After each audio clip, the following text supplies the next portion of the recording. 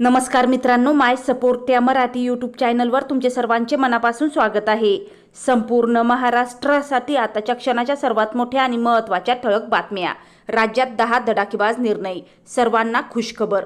9 डिसेंबर सोमवार, काही मिनिटांपूर्वीच्या ह्या बातम्या आहेत। या संदर्भात सविस्तर माहिती या व्हिडिओत जाणून घेऊया। तत्पूर्वी तुम्ही माय सपोर्ट या मराठी यूट्यूब चॅनलवर नवीन असाल तर खाली दिलेल्या लाल रंगाच्या सबस्क्राइब बटनावर क्लिक करा आणि समोरील बेल आयकॉन क्लिक करा, जेणेकरून महाराष्ट्राच्या ताज्या बातम्या तुमच्यापर्यंत सर्वात आधी पोहोचतील।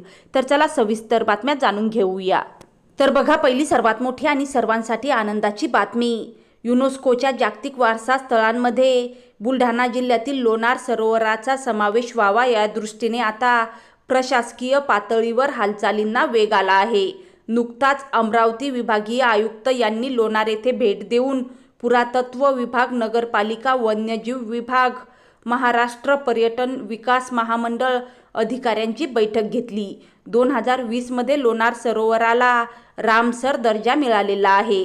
आता युनेस्कोच्या जागतिक वारसा स्थळांमध्ये लोणार सरोवराचा समावेश व्हावा यासाठी प्रशासकीय पातळीवर जोरदार हालचाली सुरू झाल्या आहेत। लवकरच दिल्ली येथे युनेस्कोची जागतिक वारसा समितीची बैठक होण्याची शक्यता आहे। त्या बैठकीत राज्य शासनाकडून हा प्रस्ताव ठेवला जाणार असल्याची माहिती विभागीय आयुक्त निधी पांडे यांनी यावेळी दिली आहे।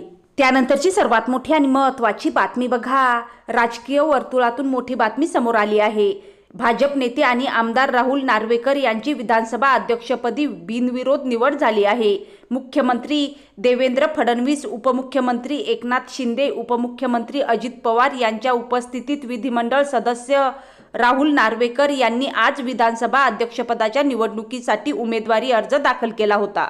त्यानंतरची सर्वात मोठी आणि महत्त्वाची बातमी बघा, भारतातील इलेक्ट्रिक वाहन उद्योग हा 2030 पर्यंत सुमारे 4 कोटी रोजगार निर्मिती करणारे क्षेत्र राहणार असून लिथियमचे जगातील सुमारे 6% साठे हे जम्मूमध्ये सापडल्याने हे लिथियम आयन बॅटरीच्या स्वरूपात 60 कोटी इलेक्ट्रिक वाहनांमध्ये वापरण्यात येईल। त्याचप्रमाणे लिथियम आयन बॅटरीची किंमत सुद्धा कमी होईल, अशी माहिती केंद्रीय रस्ते वाहतूक आणि महामार्ग मंत्री नितीन गडकरी यांनी नागपूर येथे दिली आहे। त्यानंतरची सर्वात मोठी आणि महत्त्वाची बातमी बघा, 1 फेब्रुवारी 2025 ला अर्थसंकल्प सादर होणार आहे।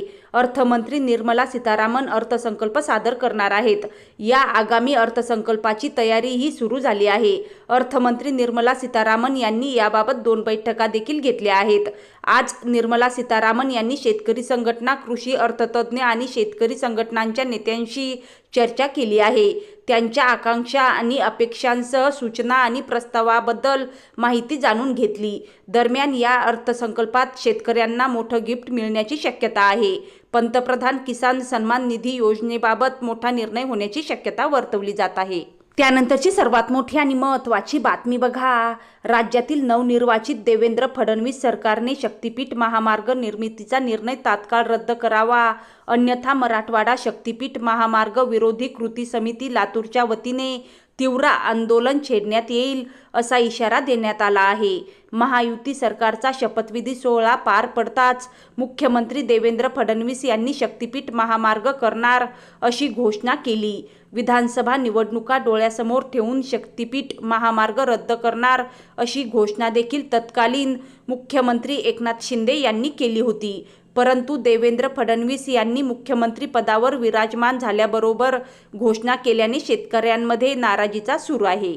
त्यानंतरची सर्वात मोठी आणि महत्त्वाची बातमी बघा, राज्यात नव्या सरकारचा 5 डिसेंबर रोजी शपथविधी सोहळा पार पडला आहे।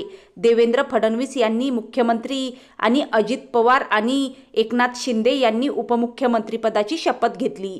या सर्व घडामोडी दरम्यान मराठा आंदोलक मनोज जरांगे पाटील हे पुन्हा एकदा मराठा आरक्षणाच्या मागणीसाठी सरसावले आहेत। शपथविधी होताच त्यांनी पुन्हा सरकारला अल्टिमेटम देत आमरण उपोषणाचा इशारा दिला आहे।